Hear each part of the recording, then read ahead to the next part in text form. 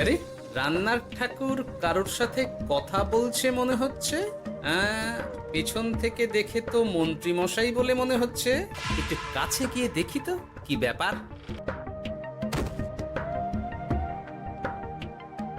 আরে গোপাল দাদা যে, তোমার কথাই ভাবছিলাম, আর দেখো তুমি চলে এলে।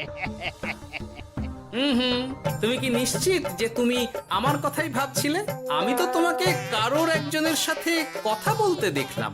এই রে, আবার মন্ত্রী মশাইকে দেখে ফেলেনি তো?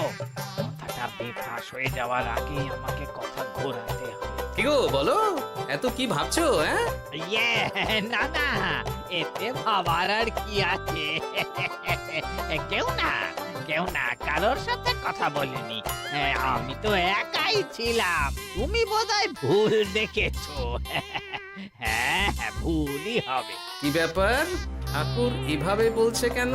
তাহলে কি সত্যি ভুল দেখলাম নাকি অন্য কোনো ব্যাপার আছে?